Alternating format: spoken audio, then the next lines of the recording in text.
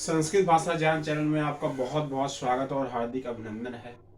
जैसा कि हम जानते हैं, सीखने की श्रृंखला में हमने बहुत कुछ सीखा। अब व्याकरण, जिसे हम वैयाकरण कहते हैं, उसका आखिरी पड़ाव है। लगभग हमने जो 5-5 नंबर के मुख्यतः प्रश्न आते हैं उनको हमने टारगेट किया था, जिसमें से चित्र के आधार पर कल्पना करना आज हम सीखेंगे। क्या हम सीखेंगे? चित्र के आधार पर कल्पना करना है।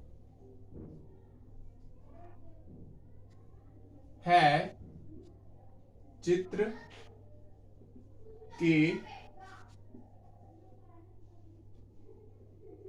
आधार पर कल्पना करना।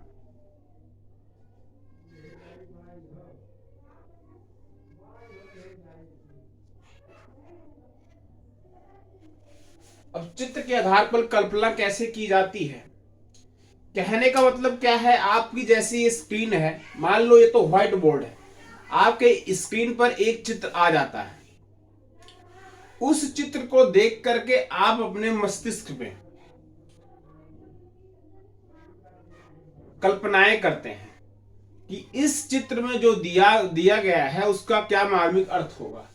जैसे एक चैप्टर हमको पढ़ने को मिलता था पहले बचपन में, मूर्ख बंदर। उसको अगर चित्र की कहानी के लेखन से जोड़ा जाए तो कैसे जोड़ा जाएगा? जैसे मान लो यह चित्र है।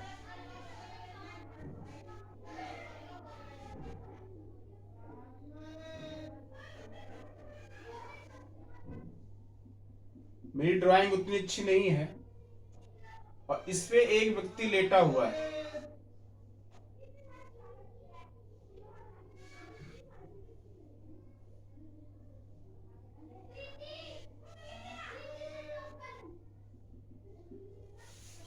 और एक बंदर, इसकी ऐसी पूंछ है, इसको मैंने मान लिया बंदर। ये बंदर है या मनुष्य है?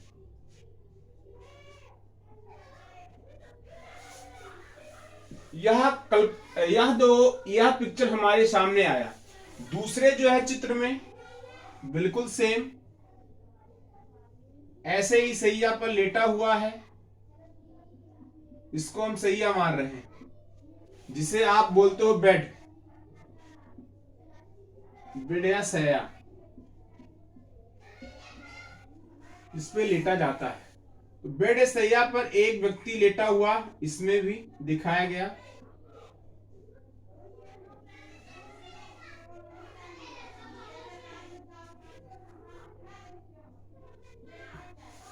लेटा है और एक बंदर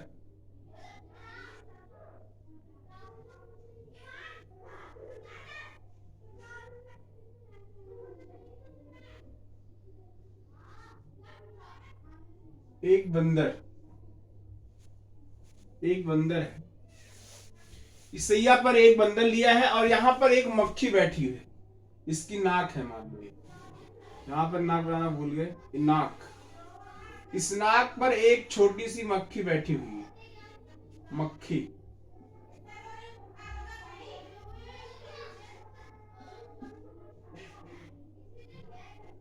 मक्खी बैठी हुई। यह दो चित्र दिए गए, प्रथम चित्र और यह द्वितीय चित्र।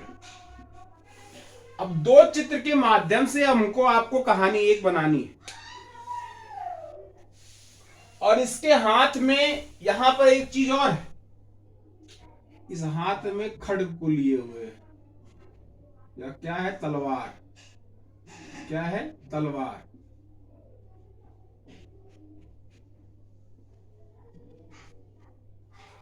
यह तो मैं, अगर यह ना लिया हो, ये मक्खी भी ना दिखाई गई हो, ये तो मैंने लिख दिया तो आपको इशारा हो जाएगा।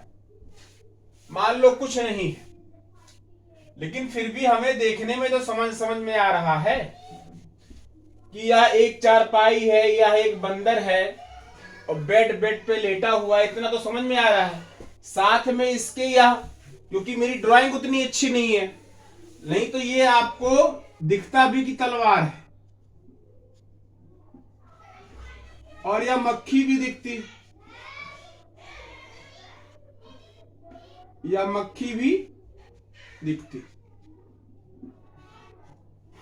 तो एक आपने कहानी सुनी रही होगी बहुत पहले कि एक सेठ थे, उन्होंने एक बंदर को पाल के रखा था और वह बंदर उन सेठ का सेवक हुआ करता था।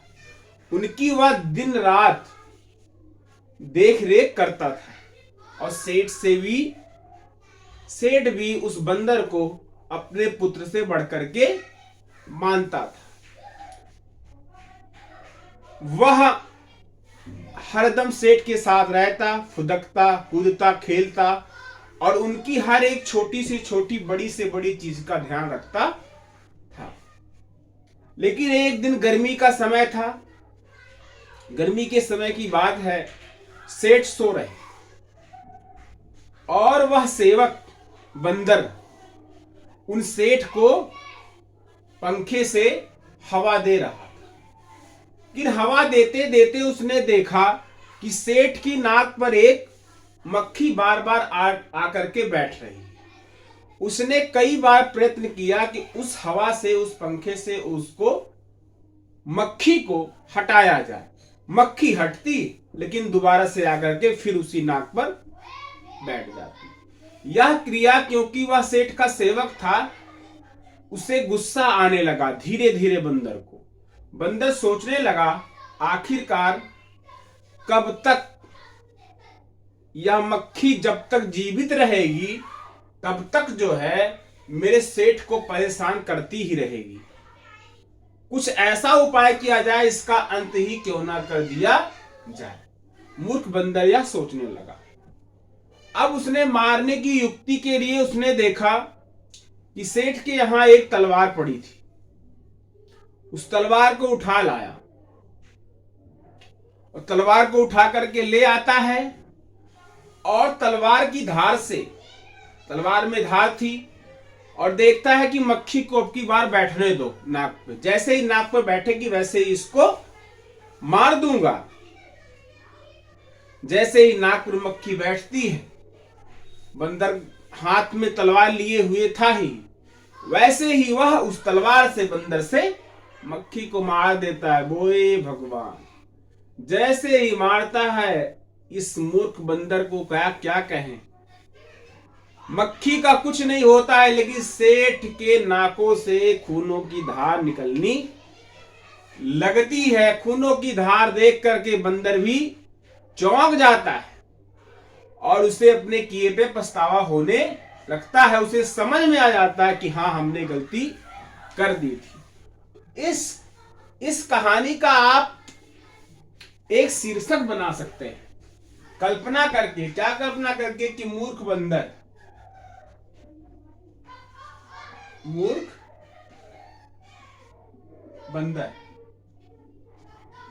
इस कहानी की कल्पना के माध्यम से क्या आप बना सकते हैं?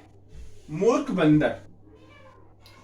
ऐसे ही कहानियां और चित्र जैसे मैं आपको बताऊं। एक दूसरी कहानी का मैं पिक्चर आपको बतलाऊं। जैसे मान लो यह सरोवर, मैंने मान लिया यह सरोवर, इस सरोवर में दो मछलियां रहती थी। दो मछली रहना वो दिखा दिया मैंने।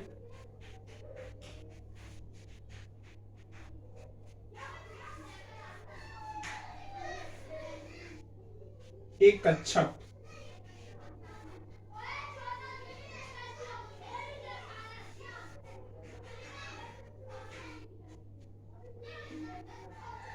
एक कछुआ। एक तालाब है, उसमें दो मछली मैंने दिखाया। उस मछली में एक कच्छप,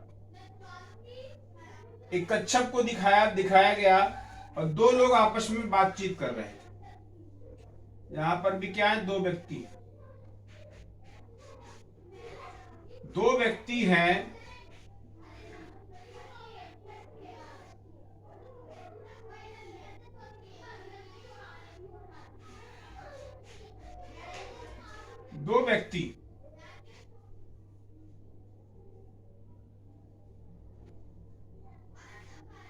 दो व्यक्ति आपस में बातचीत करते हुए दिखाया गया।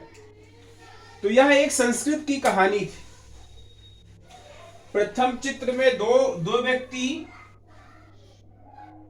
बातचीत करते हुए दिखा दे रहे हैं, दूसरे में तालाब का दृश्य और एक तीसरा दृश्य है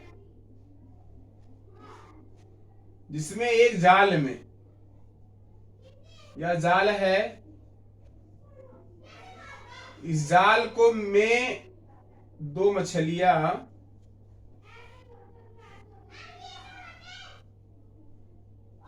इस जाल में दो मछलियां फंसी पड़ी हैं। इनको लिए एक व्यक्ति जा रहा है।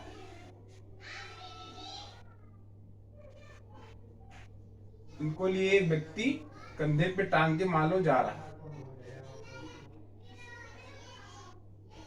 कंधे पे टांगे हुए। तो तीन प्रकार के दृश्य इन तीनों के देख के समझ में आता है कि यह दो व्यक्ति बात कर रहे थे इन दोनों के बारे में, तालाब के बारे में। और तालाब के बारे में जब उन्होंने तालाब में क्योंकि जल कम था, इस जल का अवशोषण किया तो वहां पे उसे दो मछलियां मिली। आखिरकार वो कछुआ कहां चला गया? तो एक संस्कृत की कहानी थी, एक बुद्धि सहस्त्र बुद्धि। यह दो मछलियों के दो नाम थे, सतबुद्धि सहस्त्र बुद्धि, अर्थात एक 100 बुद्धि वाली मछली थी, एक सहस्त्र हजार बुद्धि वाली मछली। और एक बुद्धि वाला कौन था? कच्छप, कछुआ। यह दोनों मछुआरे आकर के बात करते हैं तालाब के किनारे। तालाब के किनारे बात करते हैं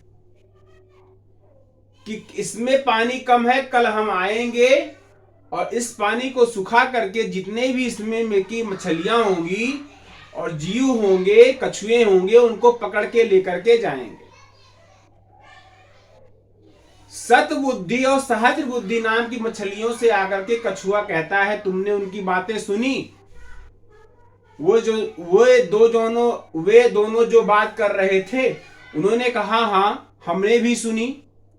उसने कहा जब तुमने सबकी बातें सुनी है, चलो आज रात ही रात हम लोग कहीं दूसरे सरोवर में चलते हैं। वो कहती हैं ऐसे तो कहने वाले बहुत सारे लोग आते हैं, आज तक कुछ हुआ है? इतना समय हो गया हमको यहां पर रहते हुए। कछुआ कहता है नहीं, वो लोग सच कह रहे हैं, मेरा कहना मान जाओ और चले चलो यहां से। कहती नहीं, तुम्हारे पास एक बुद्धि हो, तुम्हारे पास एक बुद्धि है, हमारे पास 100 बुद्धि है। शास्त्र बुद्धि कहती मेरे पास तो 1000 बुद्धियां हैं, फिर भी मैं छोड़ के यहां पर नहीं जा रही हूं। आपको जाना है तो जाइए, लेकिन हम दोनों इस सरोवर को छोड़ करके नहीं जाने वाली। अब जब कहती है तो कछुआ वहां से चला जाता है, और चला जाता है तो देखते हैं क्या होता है। दूसरे दिन जाल में लेकर के दोनों मछुआरे सहस्त्र बुद्धि और सतबुद्धि को जाल में फंसा करके दूसरे सरोवर के किनारे से लेकर के जा रहे होते हैं। कछुआ सोचता है कि काश इन्होंने मेरा कहा माना होता तो आज इनकी यह दुर्दशा ना होती। तो एक बुद्धि कहने का मतलब हर एक व्यक्ति के पास बुद्धि है, और बुद्धि के द्वारा वो अपने जीवन को जी सकता है।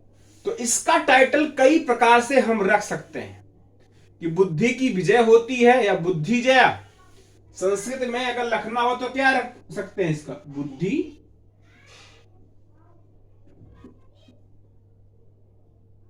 विजया। बुद्धि की विजय होती है, बुद्धि विजया, बुद्धि की विजय होती है। इस प्रकार से हमारी कल्पना शक्ति होनी चाहिए। जो यह 5 अंक का आता है, कितने अंक का आता है? 5 अंक का। इस 5 अंक को प्राप्त करने के लिए हमारी कल्पना शक्ति जितनी मजबूत होगी, जितनी सशक्त होगी, उतनी ही जल्दी हम क्या करेंगे? चीजों को ऑब्जर्व कर सकते हैं, चीजों को हम सीख सकते हैं।